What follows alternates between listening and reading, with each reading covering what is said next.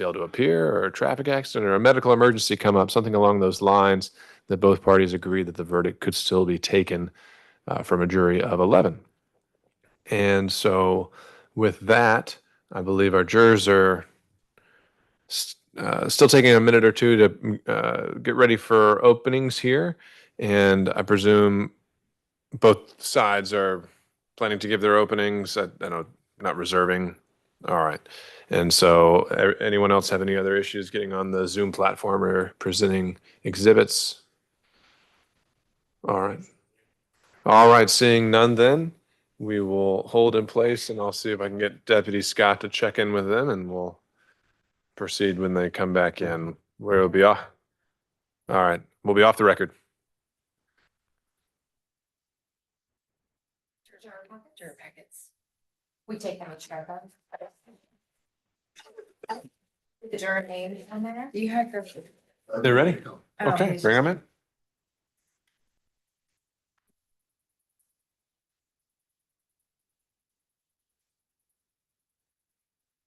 It's right there underneath it.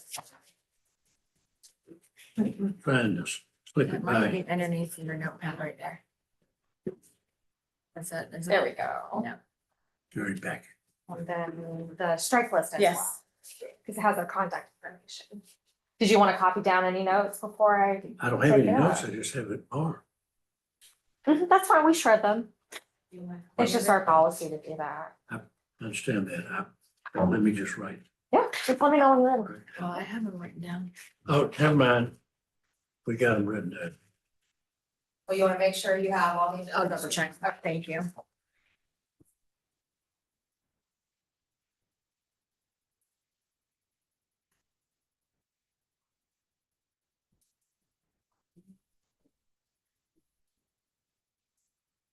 Sure. That's another.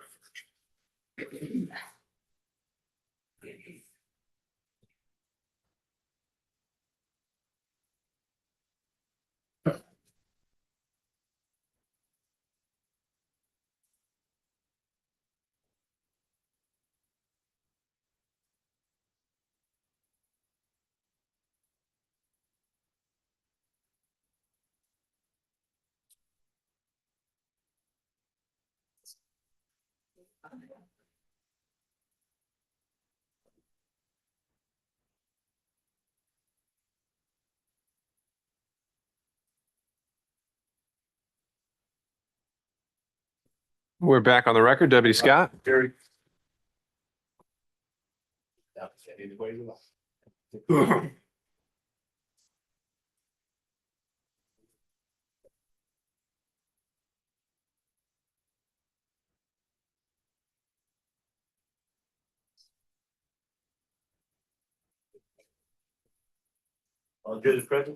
you. Please be seated.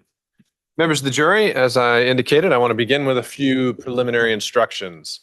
First, you can sit anywhere in the jury box that you'd like. There are no assigned seats. At any point, if you need anything, please either turn on the light or let Deputy Scott know or one of the other deputies. Always remember to wear those jury stickers when you're out and throughout the building. Again, to emphasize, anyone associated with this case, including me, is prohibited from having any contact with you whatsoever during this trial. As I see you have found, you've been provided with pens and notepads. A few notes about that. You can take notes, but you're not required to. Please do not let your note-taking distract you from paying full attention to the evidence and the witnesses. You may not share or discuss your notes with anyone until you start deliberating at the end of the case. Notes are not evidence. They are only memory aids. They are not more important than your own impression or memory of what the evidence may have been. While you may consider another juror's notes to refresh your memory, you should rely on your own memory of these proceedings. You must leave your notes in the jury room except when you're here in the courtroom, and will destroy them at the end of the deliberations. This is very important on this subject. You will not get a transcript of any witness's testimony. I know I indicated we have a court reporter writing everything down, but transcripts can take months and months to prepare. And so certainly when you're doing deliberations, that's not going to be something we're going to be able to send back to you. You may not even get every single exhibit that's introduced into evidence back in the jury room. So when it's presented to you the first time, that's when you got to pay attention, take whatever notes you want to, and rely on that in the best way that works for you. Before we start the trial, I want to cover a few basic principles of civil law and explain everyone's role and how this trial proceeds. I've told you a little bit about this case already. Under our legal system, it is my duty as the trial judge to determine the law applicable to this case, and it's your duty as the jury to determine the facts of the case. And it is your duty to then apply the law that I give you to those facts in reaching your verdict. You determine the facts from the evidence, which consists of two things: testimony and exhibits. Testimony is the statements that you will hear made under oath from the witnesses who take the stand. Exhibits are documents, photos, or other items that will be admitted into evidence. As I mentioned, you'll have some of those exhibits with you in the jury room, but not necessarily all of them. I caution you that what the lawyers say during this trial is not evidence. Nothing they say in their opening statements or their arguments or at any other time during the trial is evidence, and nothing that I might do or say is evidence. I have no leanings in this case. My interest is just to see that it is tried fairly for both parties and that it's tried according to the laws of this state and the constitutions of this state and of the United States. You must consider this case as a lawsuit between persons of equal worth and equal standing in the community, and between persons holding the same or similar positions in life. All persons stand equal before the law, and all persons are to be dealt with as equals in a court of justice. A business entity, such as the corporation, the plaintiff in this case, is regarded as a person in this instance. In a civil case, the person bringing a claim has the burden to prove their case. So here, the plaintiff must prove its claims by what is known as a preponderance of the evidence, and the defense must prove their counterclaims through a preponderance of the evidence. Proof by preponderance of the evidence simply means that the evidence show that something is more likely true than not true. The object of all legal investigation is the discovery of truth, and the rules of evidence are designed with that purpose in mind. So during the course of this trial, objections may be made by the lawyers when they think that the rules aren't being followed, and I have to make rulings on those objections. They'll involve technical rules of evidence, and you should draw no inferences and make no assumptions from either the objections or my rulings. Evidence that is not admitted because of an objection or other reason should not be considered by you. Sometimes I have to deal with lawyers' motions or objections without you here in the courtroom, so that's when we'd excuse you to the jury room. We'll try to limit those interruptions, but we ask that you please be patient when they do happen. You, the jury, must determine the credibility or believability of the witnesses. You must determine which witness or witnesses you will believe, and which that you will not believe, if there are any whom you will not believe. You can consider the number of witnesses, but the preponderance of evidence does not necessarily lie with the party who has the greatest number of witnesses. Here's how our civil trials will generally proceed. First, the attorney for each side has the opportunity to address you in what is called an opening statement. An opening statement is not evidence, and what the lawyers say is not evidence, but it's rather a preview or outline of what they expect the evidence to be. The plaintiff gets to go first in this case.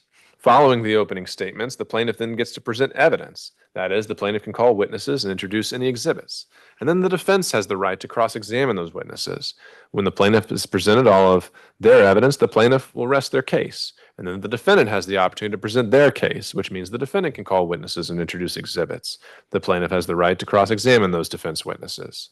After all of the evidence has been presented, the attorneys have the opportunity to present what is called a closing argument. And that's at that time that they point out certain parts of the evidence they think are favorable to their side and try to persuade you to decide the case in their favor. Both sides have an opportunity to make this closing argument. Following the closing arguments, I charge you more specifically on the law that applies to this case, and then we ask you to retire to the jury room to deliberate and reach your verdict. Please remember during the course of this trial to listen carefully to all of the evidence. Do not jump to conclusions before all of the evidence is presented. And please remember that during the course of this trial, it would be improper for you to discuss this case with anyone or to allow anyone to discuss the case in your presence or hearing. You cannot discuss the case even with each other in the jury room during breaks or at any time before the actual deliberations begin. And even when that happens, all of you have to be present. To maintain the integrity of the jury system, I remind you have to decide this case based only on the evidence admitted during this trial and the law that I will explain to you. You may not conduct any research about this case, visit any of the places mentioned. You may not refer to any books or documents that are not admitted during the trial. You can't use dictionaries. You can't use Google or search the internet, websites, blogs, or use any other kind of electronic media to get information about this case. You shouldn't try to research any legal terms or learn more about the law. Remember, you are the ones that have been selected and qualified as fair and impartial jurors deciding this case, and that's why we ask that no other influence affect your decision.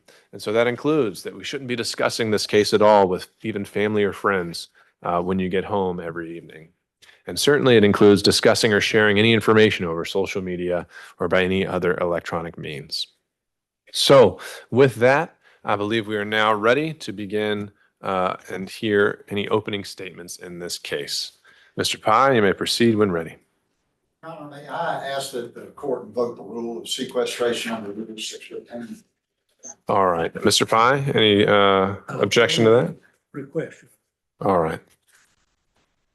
And so, counsel, I would ask for your assistance in enforcing the rule, and I would instruct, there's no one here in the gallery, but for counsel to tell that and instruct their witnesses that they should remain outside the courtroom, except when they're personally called to testify, and all witnesses should not discuss the case with other witnesses until the evidence is concluded or they have been excused from further appearance.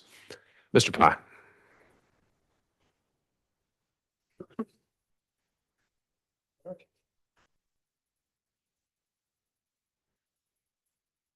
Please the court, Mr. Sherman, ladies and gentlemen. Good afternoon. Thank you in advance for serving in this jury. You might imagine the resolution of this case is important to the parties. It's an important case.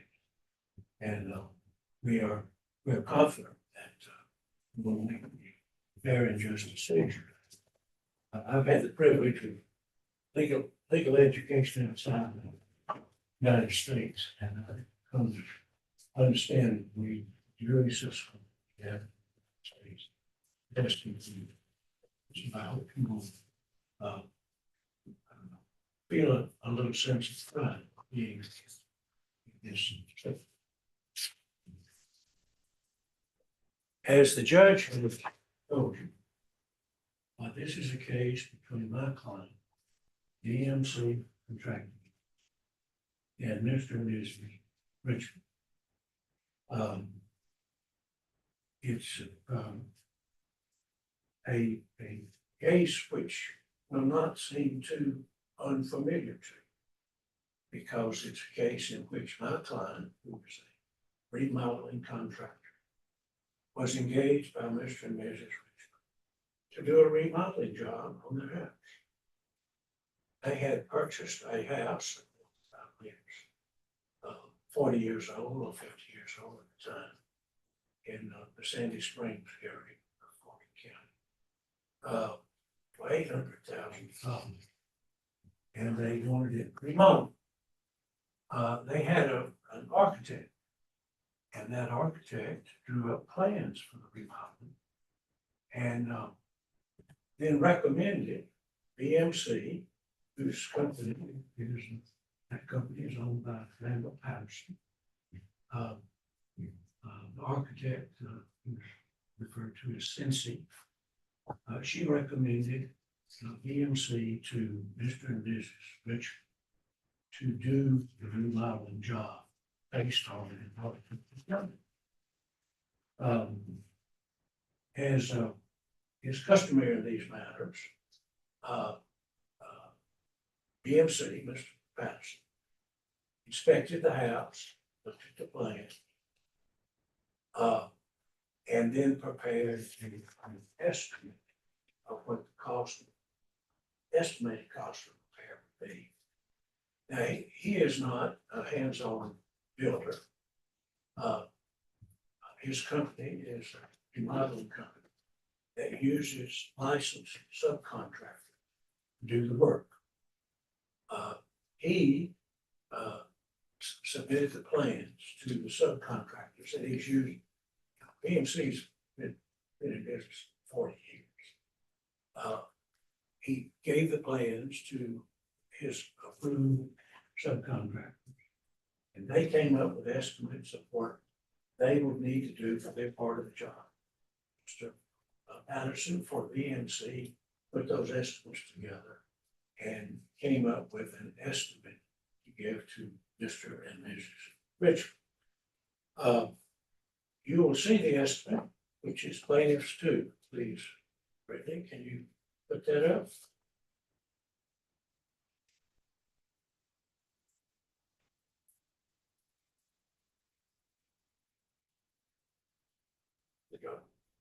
Can you enlarge it a little bit? Okay, I'm not gonna read it to you. It's several pages long. But basically it says, "Dear Tracy and Brian, there's Richmond, thank you for the opportunity to quote on the above referenced job." And then he goes through each area of the job, describes what's going to be done, what he proposes to do, and gives an estimated price. Starts off with demolition. I told you, this is a big job. This isn't like a new kitchen or a new bathroom, which is nothing wrong with that. It's a big deal in this old house. Starts off with demolition. The work is basically all inclusive of the basement, main and second floor walls, flooring, bathrooms, kitchen and fireplaces are included, so forth. Then framing for the structure. All new walls, ceilings, beams, openings, etc., per the plan. Then it goes to doors and windows. We will install all the new exterior doors and windows you are purchasing. It's important to understand that Richmond wanted to purchase some of the materials. One of those materials being new windows, what that BMC would install. Trim around all the doors and windows and so forth, drywall, electrical. The house will basically be rewired with new panels, outlets, switches per the plan. Plumbing, following the plans, all labor to install new plumbing fixtures and piping for all appliances. HVAC, 3 new ream units with 92 degrees furnace is included. Insulation included. Cabinets are included. Tops, vanities, etc. included. Flooring. Hardwood floors will be patched and installed where needed. Then all will be sanded and stained with 3 coats of water-based poly. Keep going. Tile, all labor will be provided. Owner is to provide all the tile and grout for the sign, for the site. Glass, it's mirrors and frameless shower doors, etc. Painting, an elevator. The Richmonds want a little elevator in this house. That's perfectly fine. We will need to determine the details of the unit prior to framing any portion. The elevator has to be framed and then the unit has to be installed. Miscellaneous, this includes permit fees, additional dumpsters, etc. And then it comes up, did I tell you this is a big project? The estimate for the project, $567,360 for this $800,000 house. It's going to be a beauty. And Mr. Patterson for BMC goes on to say, while I feel these numbers are fairly accurate, all work will be done on the cost plus basis due to the nature of the project and the constant volatility of material costs. Please review and get back with me. So he submits his estimate based on the architectural drawing prepared by the Richmond's architect, and the Richmonds agreed to it. Now, in hindsight, maybe it would have been better, and you're going to hear lots from Mr. Sherman about the fact that there's not a signed contract. Well, and there's not. This is the estimate was submitted to the Richmonds, and they agreed to it.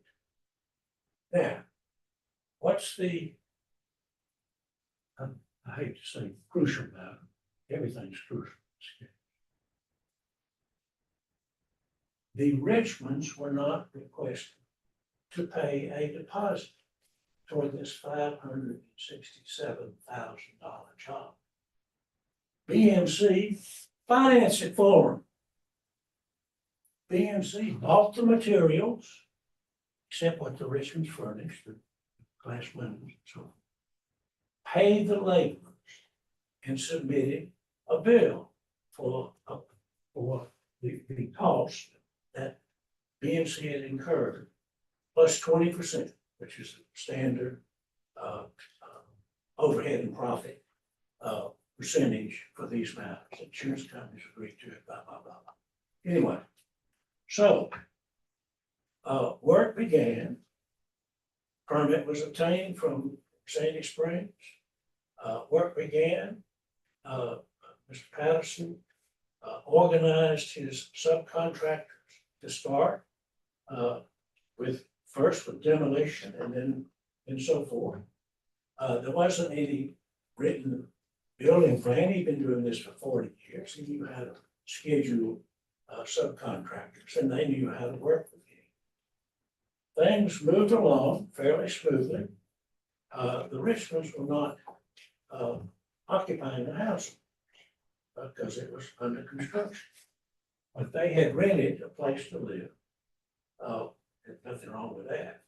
And apparently the lease was running up. And they wanted to get back in the house, or into the house. And they asked Mr. Patterson, when you're going to finish, we need to get back in. Well, you will hear from, I think, everybody, that in addition to this fairly detailed scope of work, there were a lot of changes. Patterson, the Richmonds added things, they deleted things. The elevator they're gonna put in, they didn't want to put in. And there were changes. And so what had been estimated to be maybe a 6 to 9 month job that was hoped to be finished by the end of the year. So this is February of 22. All of this happened almost 4 years ago. It could not be completed by the hoped for time. And so the Richmonds moved in. Well, that's not desirable, but it's their house. They have life. But the work had to be done around them. Nothing wrong with that at all. As work progressed,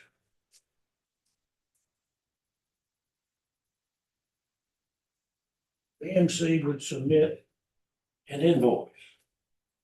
Let's look at plaintiff's 12A, please, Rick.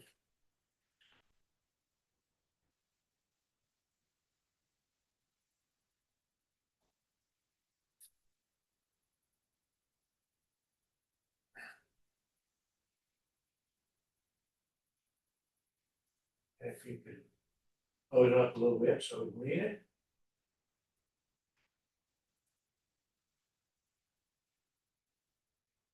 Just pull a copy chopped off at the top. Invoices would be submitted periodically, approximately once a month. And there would be a description of what's in the invoice. This particular one, which was about 4th or 5th month, broke it down: garage installation, dumpster, potty, et cetera, et cetera. The Richmonds became concerned, and we not criticizing for a cost. They committed to over $500,000 job, which you have to do. And they requested a breakdown of what the invoices were for. So, not at the time the invoice was submitted, but later on as issues developed between the parties, BMC would submit a copy of in this case, the December 1 invoice, and attached to it a list of, there's the invoice, no, one more, receipts for the invoice, which would break down all of the receipts that added up to the invoice. So much for labor, and identified the particular subcontract of so much for cabinets, and so forth. It's even $118 for a porta potty, for the dumpster and so forth. This is just one of the breakdown, but I just wanted to show you the method that was really transmitted to the Richmond BMC for payment. And then on the last page, there we go. You see shower doors, line of gas, so forth. And then Mr. Patterson breaks down extras included. He breaks that down and explains that cabinets that were to be installed, the original budget is going up 35%, which he had warned about, material going up, and so forth and so on. So over the month, each month, invoices were submitted and explained as requested by Mr. Richmond. But then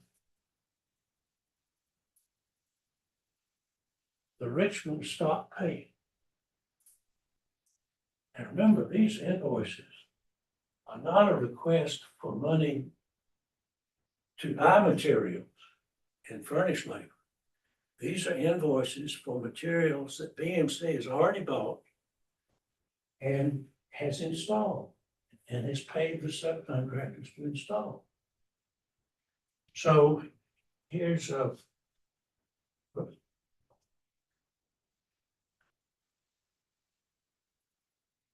let's look at 14A, please, Brett.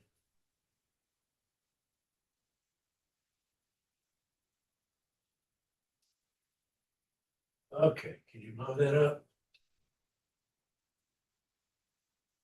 A little more, please. There we go. This is the March 1. This is the final invoice. Things really blew up. This is the March 1 invoice. There's February to January to December. And you see this current month's invoice.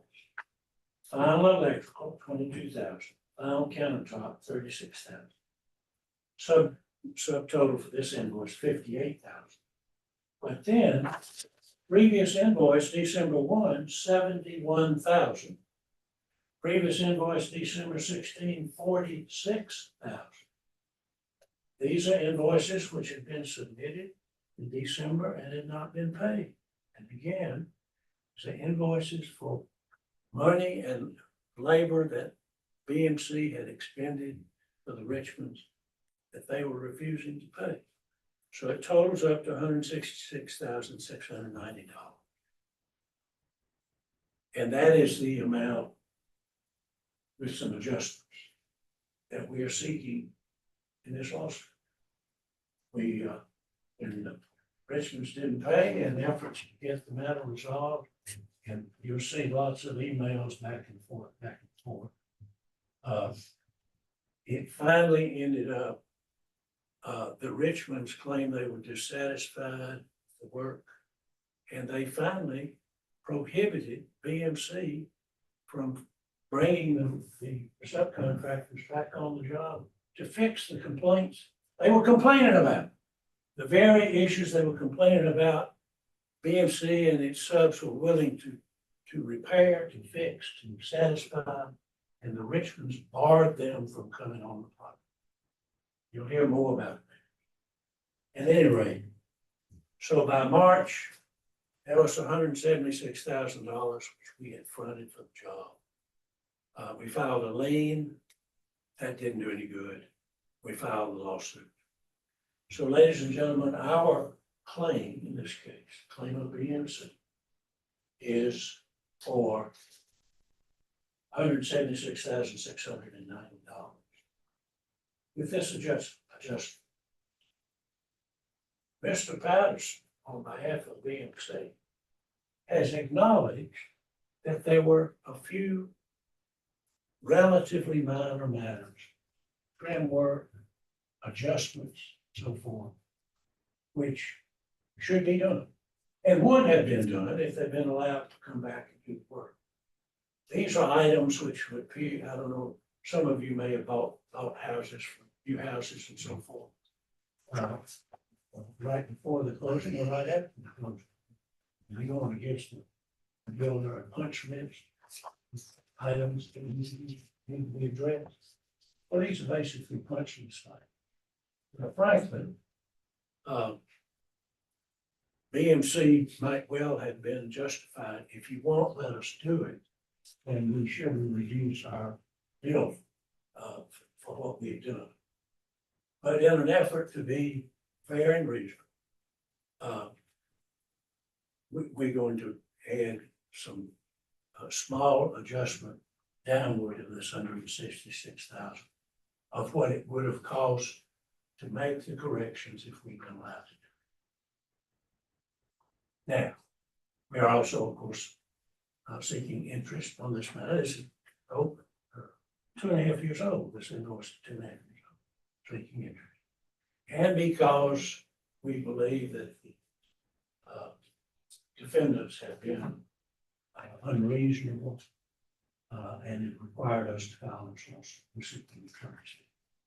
You'll hear evidence about that. Well, probably to the surprise of none of you, the Richmonds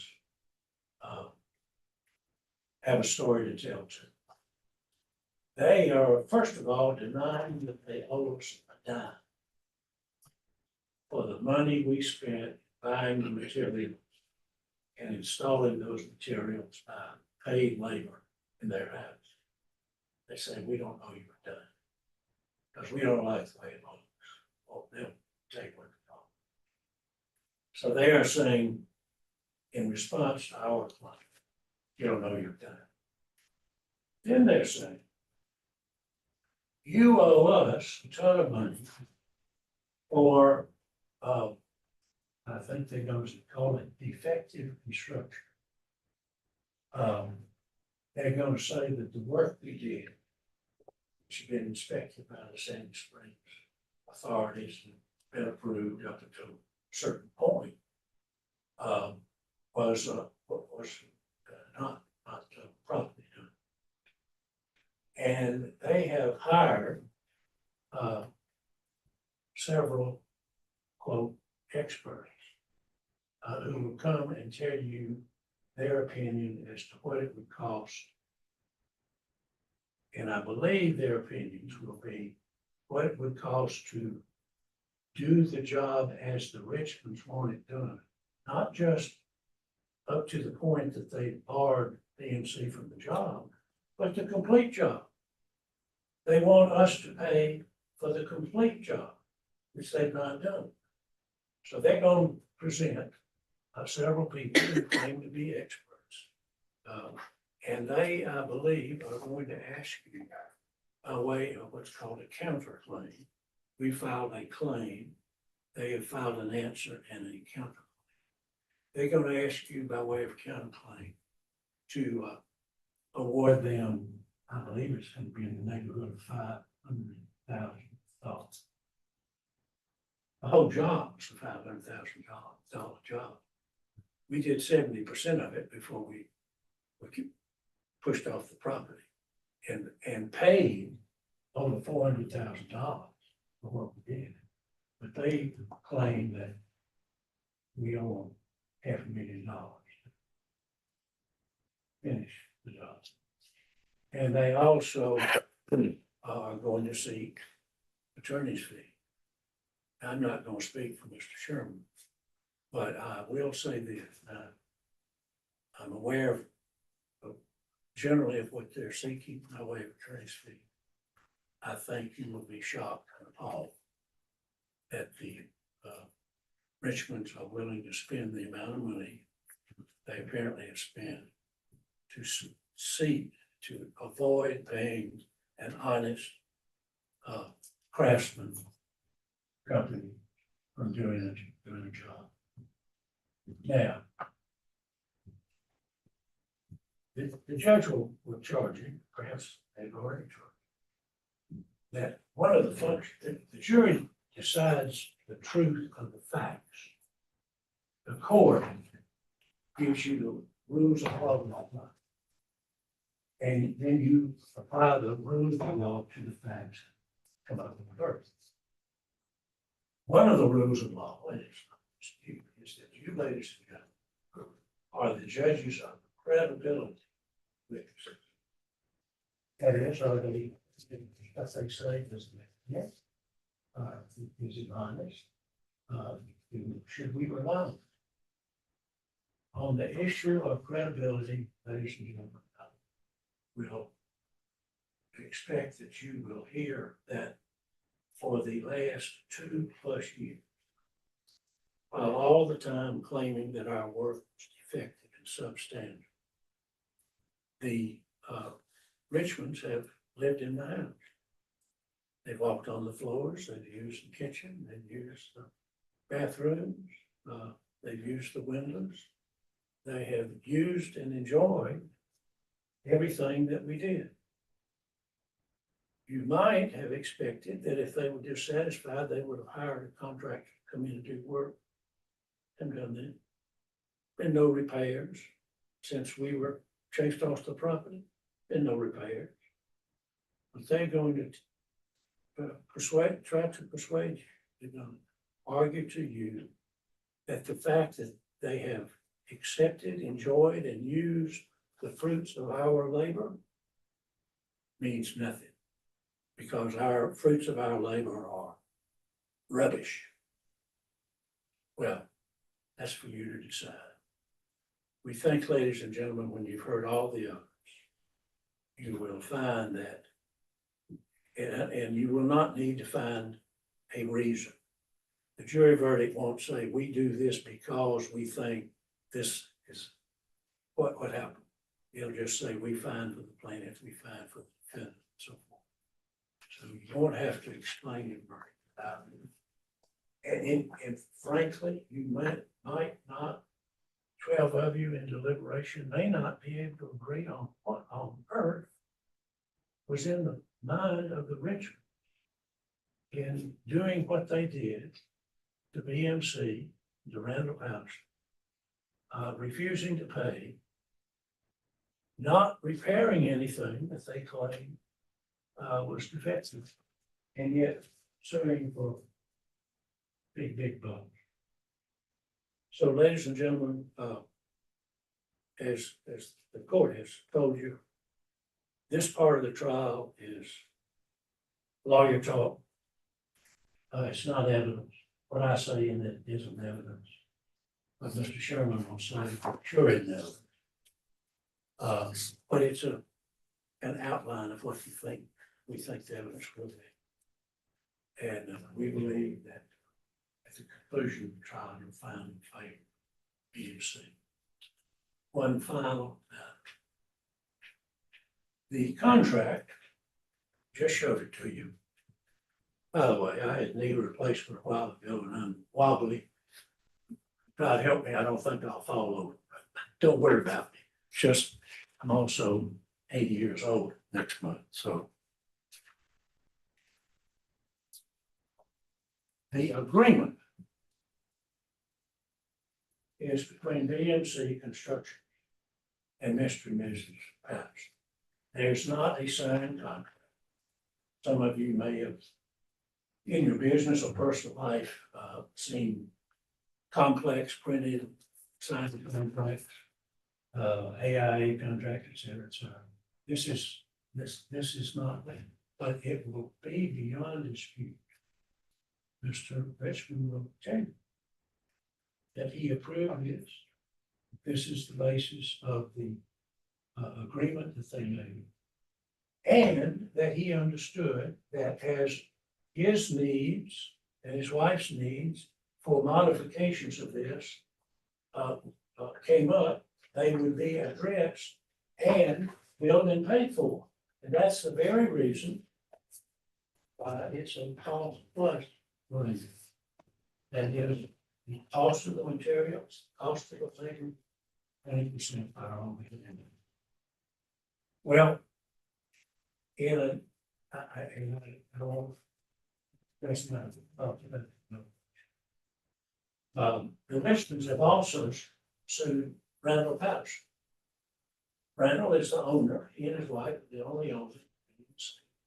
BMC doesn't have any employees, they use subcontract license.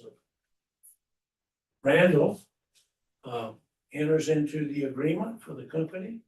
He does the scheduling, he does the permit, steady, blah, blah, blah. If he's got, I got to hammer a nail or saw a saw or sand or floor. He's not the person who did the things that they're claiming that were done negligently. That, I guess, would be the subcontractors. By the way, one of the flooring subcontractor has come back twice, has done the job, come back a second time and offered to come back a third time. But they'll not have it. But at any rate, the Richmonds have not only filed a counterclaim, meaning slip, but sued Randall, claiming that individually he is responsible for the work done by the corporation and the corporate instruction about all that. But that will be one issue.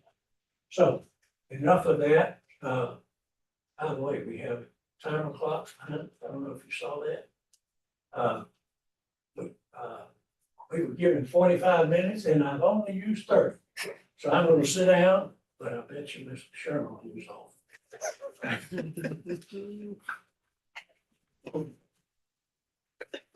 When ready, Mr. Sherman. No, and I'm told we might need a minute or two for our technology to catch up.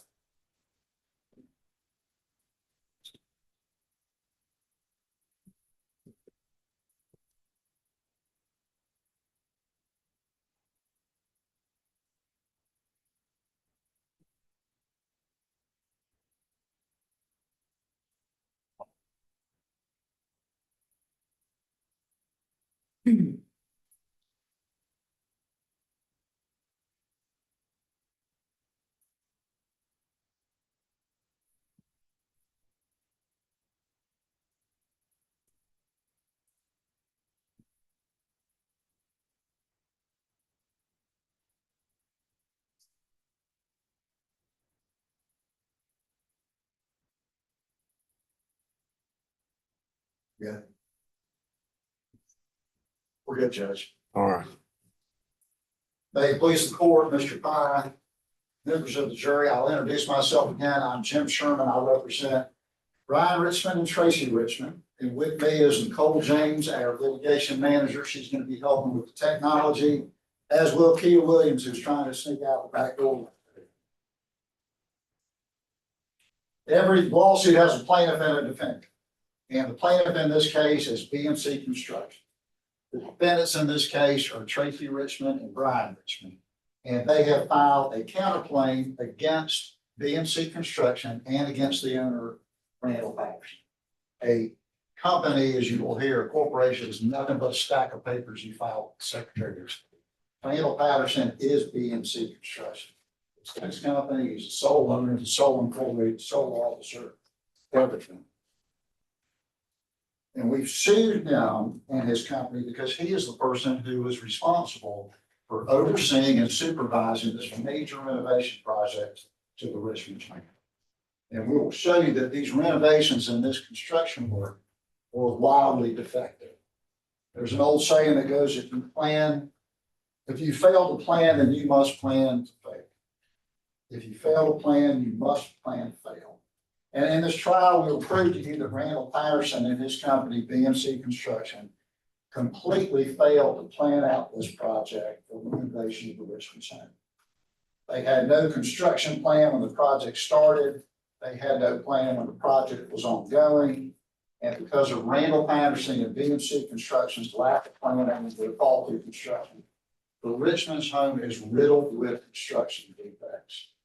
We'll prove to you that not only did Randall Patterson and BMC Construction cause these construction defects, but they could never come up with a plan to fix these massive construction defects, just as they had no plan when the construction started. We'll prove to you that this job was just too big for BMC Construction. They make their bread and butter on smaller jobs, higher volume. This was a major renovation project, over $500,000. And As a result, the BMC construction and Mr. Patterson just didn't have the bandwidth or the skill set, nor did themselves to handle this job. And the result is a train wreck of a house. A train wreck, and that's why we're here today. And ordinarily, in my opening statement, I would walk you through things in chronological order, do things in linear fashion, show you how we got from point A to point B. But I want to point out something as we start that's very important. This house project occurred during 2022. There was a building permit that was issued around March of that year. The project was supposed to be completed by the end of October originally. Then Mr. Patterson extended it to November, and then finally he extended it till December, and house still wasn't ready then, but as you heard, the Richmond had. But one thing I want to point out to you though is the Richmonds did not prevent BMC Construction and Mr. Patterson from coming back to the house to fix the major and massive construction defects. I mentioned the project was supposed to be finished at the end of 2022. In 2023, the Richmonds gave BMC Construction and Mr. Patterson an open invitation to come back to the house to fix all of these problems. And that's when things finally fell apart at the end of 2020. What occurred is Mr. Richmond said, we will make our house available to you. Originally, he said, we'll make it available to you on Tuesdays, Wednesdays, and Thursdays from the regular work hours they had, which were 9 a.m. to 3 p.m. And y'all can come in and fix these major problems in our house. They later expanded it to more days of the week. You can come in any day of the week you want to and fix these defects. The Richmonds wanted their house fixed. They didn't want to live in this fun house, this museum of shoddy workmanship. They wanted their house fixed, and they gave BMC Construction and Mr. Patterson all of 2023 to come in and fix this house. So what occurred during 2023? Well, in January, there was a joint in the master bath that got repaired. That was not a big deal. In February, there was a piece of a kitchen countertop that got fixed. In February, they also did some electrical work. Nothing happened really until later in the late summer, early fall. In August, you'll hear a lot about the windows, but in August, they tried to repair windows in the home. That failed. In November of 2023, you'll hear about trim work that was deficient and substandard throughout the house. In November of 2023, Mr. Patterson brought a subcontractor over, worked there for 3 days, couldn't fix the trim on one door. In December of 2023, there was a hot water recirculation line that hadn't been switched on. And somebody came, the plumber came and fixed that. The water heater still doesn't work well, but this is all the work that was done in 2023. That's it. In roughly 12 months, Mr. Patterson's workers came to the house only a handful of times, even though Brian and Tracy continued to make their house available. And keep in mind, Randall Patterson had all of 2022 to do this project. And I will show you photographs of these construction defects as we go through the trial. I'd like to start with one, which is the front door.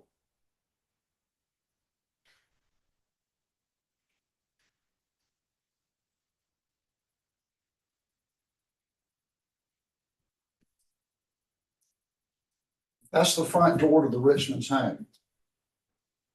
That's the front door, the way it looked when Mr. Patterson's promised completion date of December 2022 came and went.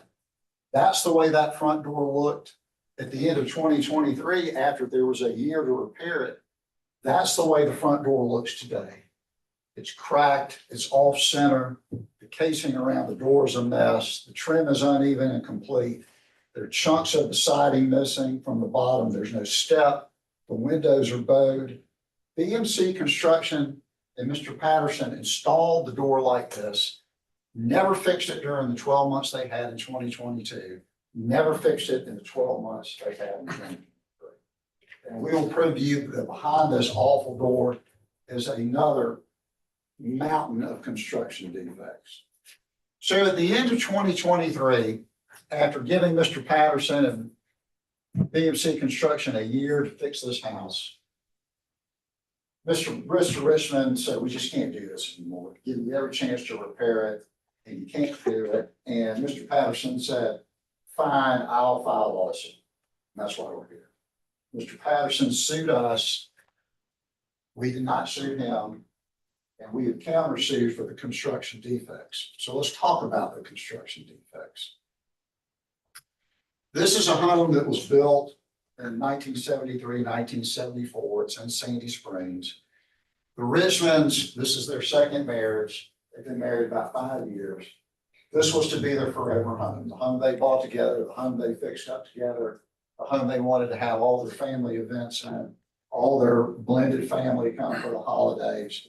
They worked with an architect to come up with renovation plans. The architect introduced the Richmonds to Mr. Patterson and BMC, and you heard that's how they decided to go forward with this renovation project, which was no small project. You heard I tell you, the original quote was over $500,000. The renovation including demolition, framing, replacing doors and windows throughout the house, adding windows and doors, redoing the floors, new walls, new insulation, new HVAC systems, redoing the bathrooms, redoing the kitchen, and all the painting. The framing was modified throughout the majority of the house. The house was totally replumbed. It was a very big project. And we will show you that before this project began, Brian Richmond asked Mr. Patterson for a construction plan. Brian Richmond is a process guy. He spent his career in logistics and supply chain, and he knows the critical importance of planning. The Richmonds wanted to be in the house by the middle of October. And Mr. Patterson said, I can get you there. That promised completion date came in.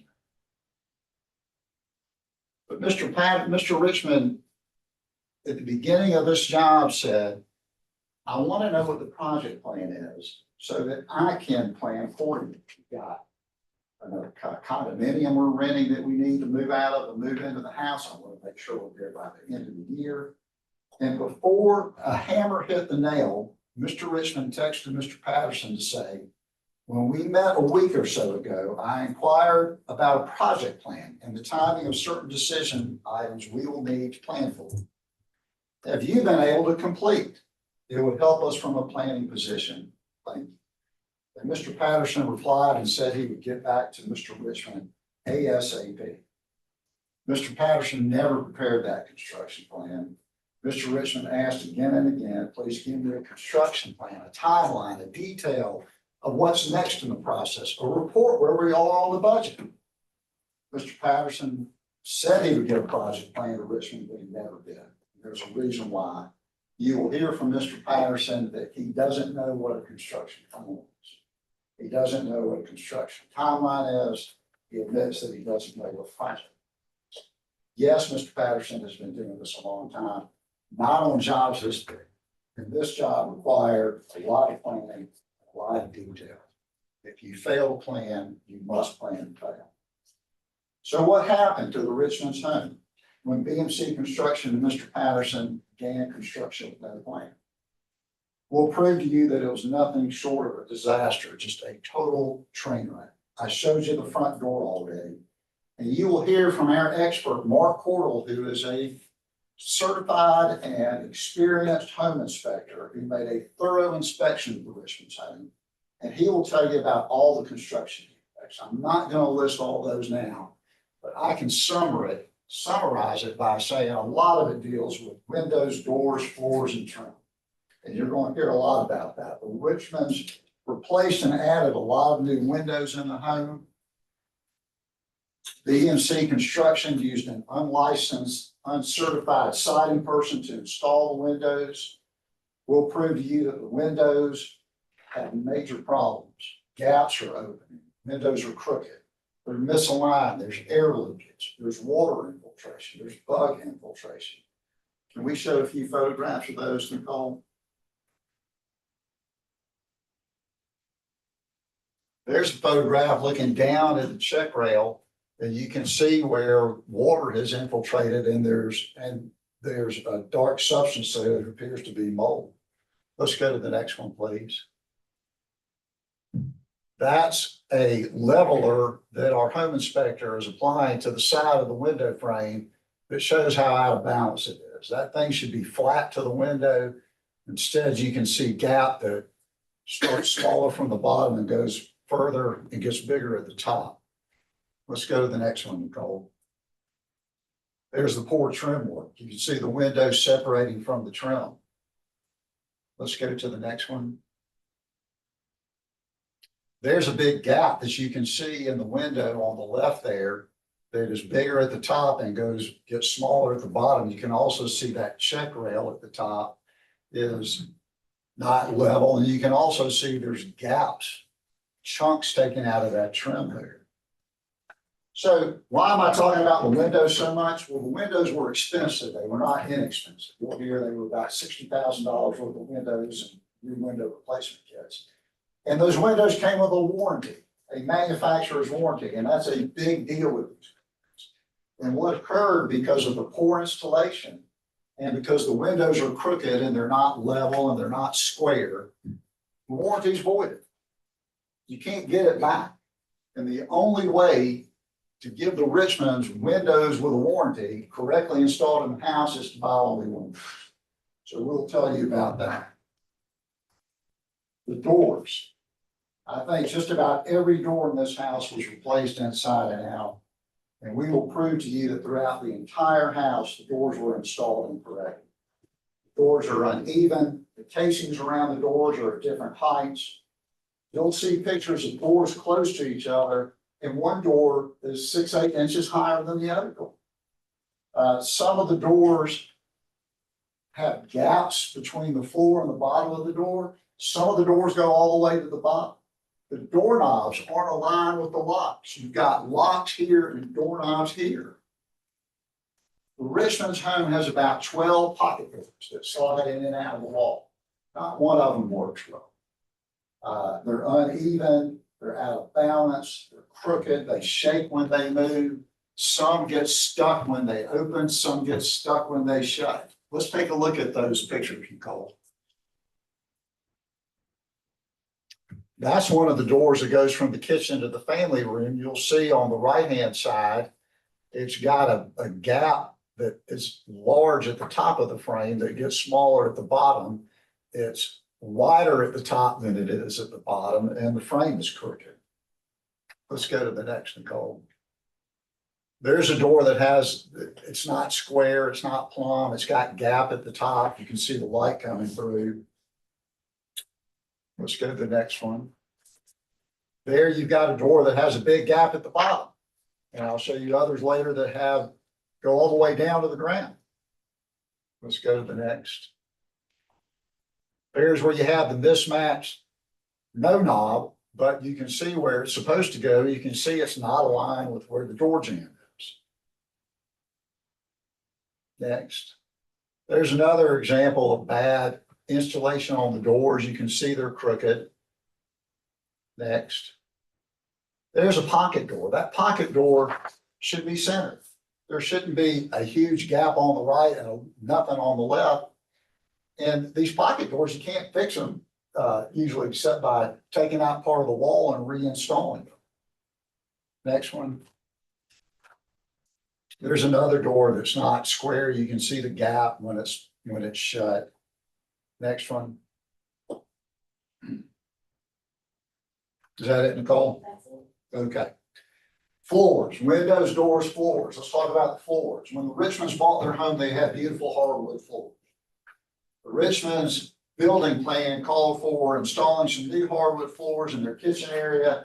It called for sanding and refinishing the existing hardwood floors. And we will prove to you that What Mr. Patterson did was he forced the floor man to put the hardwood floors in before the house had power and before it had HVAC. And this was in the summertime, and the house is hot and the house is humid. And when the floors go in a hot, humid house, they look okay. When wintertime comes and the cold air blows and you turn on the heat in the house, those boards shrink. They've been sucking up moisture and they shrink. And that wouldn't have occurred but for the fact that Mr. Patterson forced his floor man to go ahead and do the work. And you'll hear the floor man, his name's Michael Kerouac, talk about that. So let's look at those floors, Nicole. There's the gaps. That's what happens when hardwood floors that are too wet shrink. They get gaps. Let's look at the next one. There's more gapping. You can see the poor installation job that was done. You can see where there's voids. That's where wood filler. That's the wood filler that goes in between these boards. It pops out when there's instability. When those boards shrink, that wood filler comes out. Let's take a look at the next. There's some more gapping. You can see those white stripes. That shows you where the wood was not stained. When it stained fully before those gaps appear, it looks fine. Once that wood shrinks, you see the part that's not stained. That's what those lines are. Let's look at the next one. There's a big chunk. I mean, look how uneven that is. One more, Nicole, I think. And there's more gapping that you'll see throughout the house.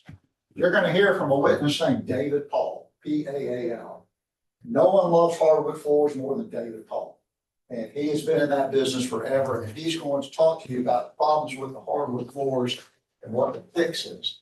The bottom line is these hardwood floors in the house all have to be removed and replaced. And they have to be removed and replaced because they've already been resanded and refinished several times. And each time you do that to a hardwood floor, you take off the top layer of the hardwood floor. And you can't keep doing it because when you do that, you get down to the fasteners, the nails that hold these floors together. So you will hear from David Paul that they can't fix these hardwood floors. They've got to be replaced and totally reinstalled. Windows, doors, floors, and trim. Let's take a look at some of the trim. It's incomplete in spots, it's missing in spots, it's unlevel, it's not plumb, it's got dents, it's got places where the trim doesn't match. There are gaps in the trim, the corners don't meet, there's excessive nails. Let's take a look at those photographs, Nicole.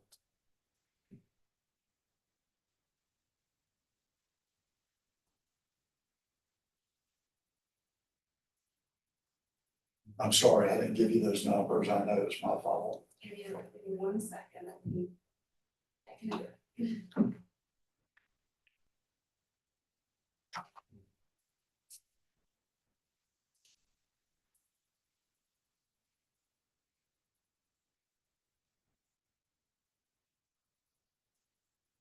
I'll keep talking while we keep looking for that. But you're going to hear about this trim. You'll see photographs of it. It is substandard throughout the house. I explained that in 2023, Mr. Patterson had a trim person come out there, a new one, for 3 days in November and wasn't able to fix one door's work. If you fail to plan, you plan to fail. There's 2 items I'd like to address here. One is, I mentioned it earlier, Mr. Patterson was responsible for supervising and overseeing all these subcontractors. Not a situation where you can just tell people to show up and have zero responsibility for the work. Second is about payment. You heard Mr. Pye talk about non-payment of these invoices. Here's what happened. Throughout 2022, Mr. Patterson was billing the Richmonds. He wasn't sending them those detailed bills that Mr. Pye showed you. He was sending them only those summary statements with no backup, no invoices, no support, no detail. That said, Mr. Richmond paid all of those invoices. He paid them by return mail, every single one of them, until we get to December. And when we get to December, That's when the Richmonds finally have the opportunity to move in the house. And that's when these problems arise. And Mr. Richmond was obviously concerned about spending more money or paying Mr. Patterson more money. For one thing, Mr. Richmond had already paid him over $450,000. And the other thing was, we had this house riddled with construction defects. So he's paying him $450,000. The house is riddled with construction defects. Mr. Patterson has shown no ability to get the defects fixed or corrected. And Mr. Richmond was understandably concerned that if I pay him more money, I may never see him again, and I may never get these items corrected. But we'll prove to you that Mr. Richmond paid every invoice up to that point. Immediately, Mr. Richmond paid every other supplier that he dealt with, cabinet people, window people. Mr. Richmond paid, and Mrs. Richmond paid the architect, they paid the designer, all by return mail. The only person that hadn't gotten paid is Mr. Patterson, and that's because of this defect. So how did we get here? I mentioned to you, this was just too big of a job for BMC Construction. They didn't have the experience. They had, their bread and butter is smaller jobs, volume jobs, a bathroom, a deck. Nothing this extensive. There was no plan, and they got behind. I'll show you that in 2022, after the demolition occurred in March, there was no HVAC to the house for many, many months until September. And there was no power in the house for the last several months of the summer into the fall. And you'll see the invoices, and you can tell from the invoices what exactly was done in 2022. It wasn't a whole lot. They did some drywall, they did some framing, there was a beam put in, there was some masonry work done, but that's it. And that's where they lost all their time. And that's where they lost any traction. And what occurred, it was a mad dash at the end to try to get the project finished. That's where all those defects come in. That's what's happened. It was just a mad scramble at the end. Have the Richmonds used and enjoyed the house since then? Well, they've used it, but they haven't enjoyed it. I can assure you of that. And they're living in only a handful of rooms because most of them are not usable because they have so many defects to them. And the Richmonds have not gotten repairs done because we're in this lawsuit. And if we fix the defects while this lawsuit's going on, there is no more lawsuit. So the Richmonds have been living in it, not by their choice, but stuck with it until we get through this case. So what's it going to cost to fix all these defects? It's a big mess. Comes with a big number. And it's going to be, close to $600,000. With these renovation projects, you can't just fix them. In most situations, you have to remove the defective work and completely redo the defective work. And you'll hear from our repair estimator, Lisa Wagner. And Lisa Wagner will tell you what it costs to fix all this. She has been an experienced high-end home builder for many, many years. She does a lot of this work doing estimates of repair costs, and she will tell you what it's going to take to get this fixed. So you're going to hear from Mark Hortle, our inspection experts. You'll hear from David Paul, who loves floors, and you'll hear from Lisa Wagner about the cost of repair. Members of the jury, after you hear this evidence, we will ask you to find Mr. Patterson and his company, BMC Construction, responsible for the massive construction defects to the Richmonds home. We will ask you to compensate the Richmonds for the amount it's going to cost them to fix their home. That's that number that Lisa Wagner is going to tell you about. They've been living in this defectively constructed nightmare of a house for 3 years. And no one's asking for perfection, but we aren't asking for responsibility. For professionals to stand behind their work and make things right when everything goes wrong. And we'll be asking you, jurors true, to end the Richmonds' nightmare and to make it right. Make it right by awarding them money damages so they can hire someone who has the experience and capability to fix this project and correct these defects. I'm going to listen very carefully to the evidence as it comes in. There's always surprises in trials, so I'll be paying attention. I know you will too. It's my privilege to stand before you today, and we look forward to presenting our case. Thank you for your time today and throughout this trial. All right, thank you, counsel. Anything further required of the jury today on behalf of the plaintiff? Oh, yeah. All right, Mr. Sherman. No, Your Honor. Okay, members of the jury, and so we break early today. And as you depart, I'll instruct you and remind you, as I will every single day, please don't discuss the case with anyone, including amongst yourselves. Don't do any research about this case. If you can be back here tomorrow, we'll try to start as close to 9 as we can. And with that, unless there's anything else that someone wants to raise or flag or address, we'll see you back then tomorrow. Thank you so much. Jury.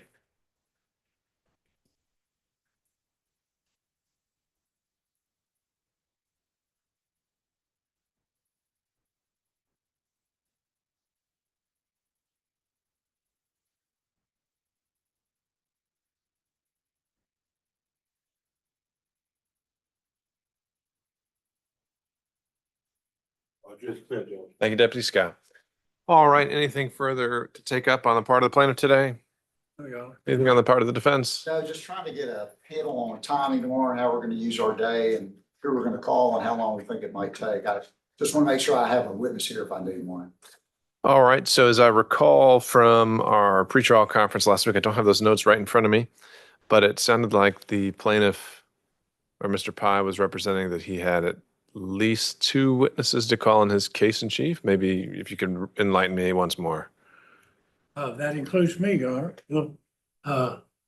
My client, and then I'll testify on attorney's fees. We'll have 2 more witnesses in rebuttal, but that isn't.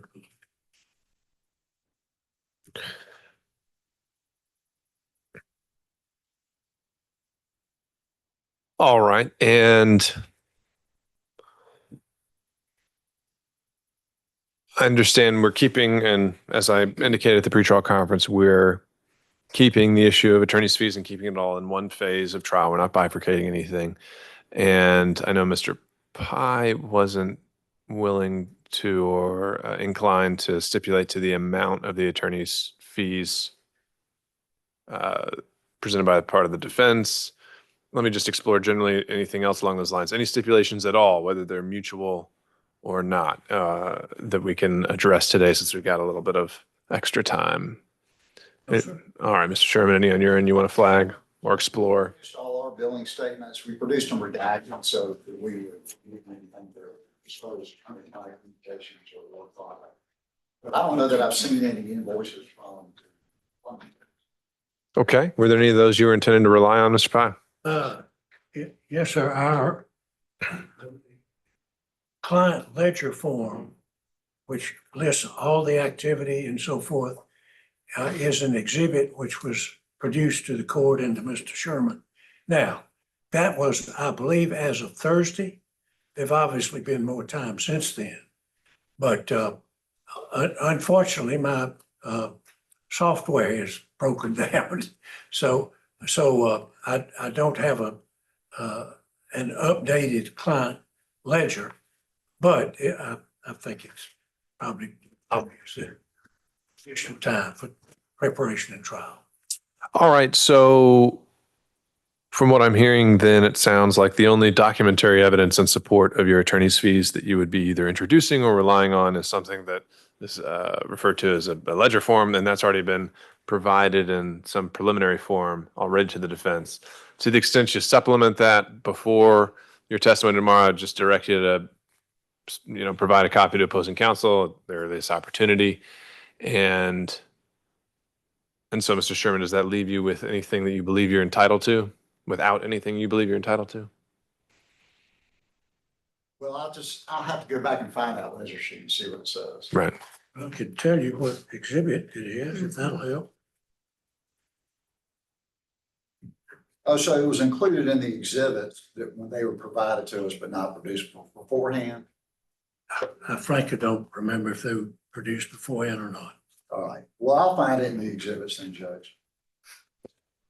All right. And so in terms of trying to plan out our day, Mr. Pye, do you have any idea of how much ground or how long you think you would anticipate direct examination for your client?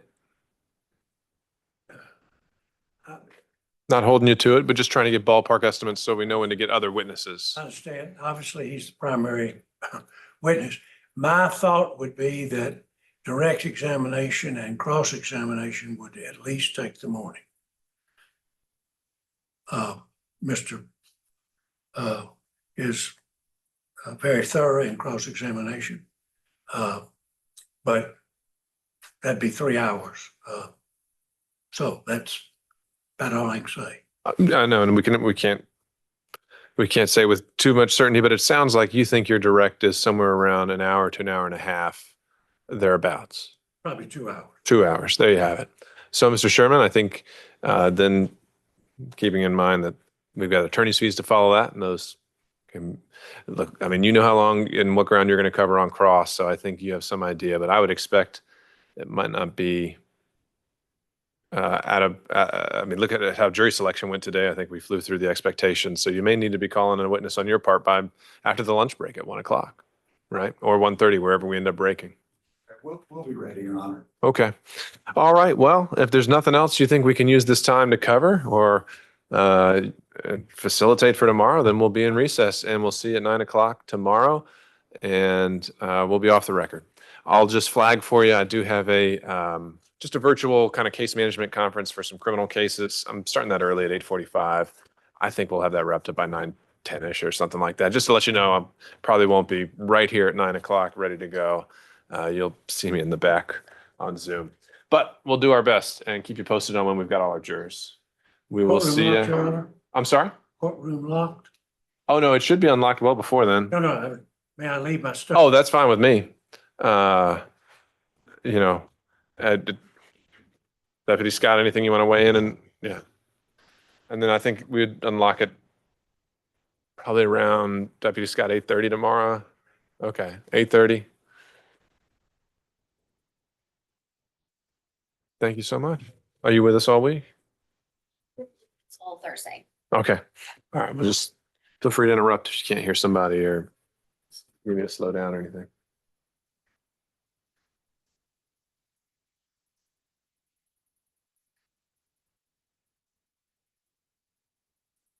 So he has.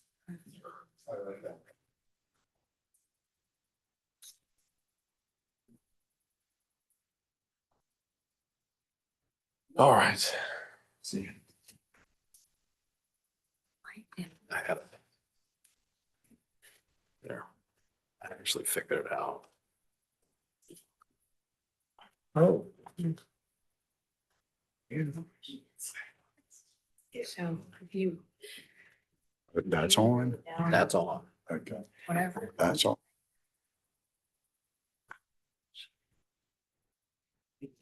Red is that all?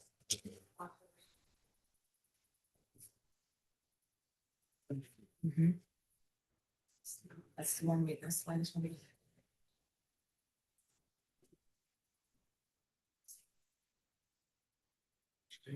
The problem is down in Cliff Rock, anything you do is preliminary, but this is Thursday. So you got the-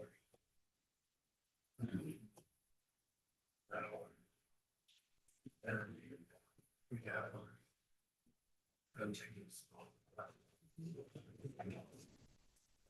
Sorry. And that'll be. Yeah. Do I need to run this e-province or no? I can just email it to Sana. Yeah.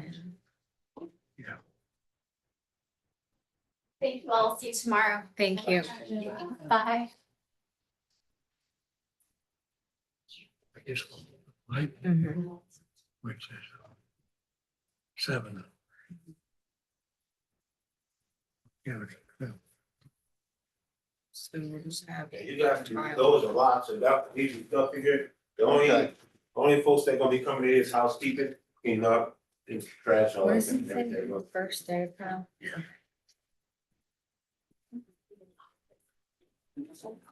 So then, are you, am I coming over to the office or no? I'm going to the office. Okay.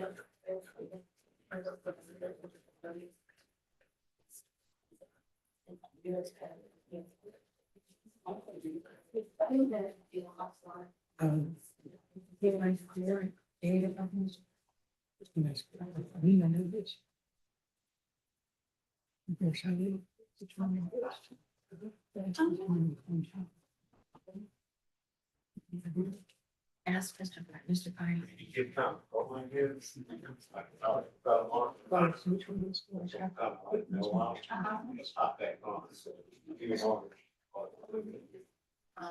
Well, quick, if everybody said, well, okay, they're fine. They can send Yeah. judgment. If the judgment is against us. Yeah, you can go with that many people. Yeah. Okay. So So if you just said, you know,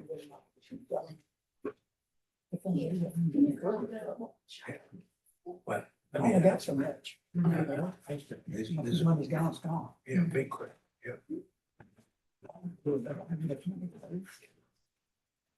Uh, Yeah. Well, first of all, when you file a motion for new trial, that's going to delay things a year. But if judgment against you, you don't, so forth. The only thing, unless they would agree to accept whatever fee you pay, unless they file bankruptcy, that stops everything. I don't think it's gonna come down to that. No, Well, I'm retiring anyway, so yeah. they can bankrupt the company if they want to after. Yeah, exactly. But I don't think it's gonna come down to that. No, Mm-mm. let's not worry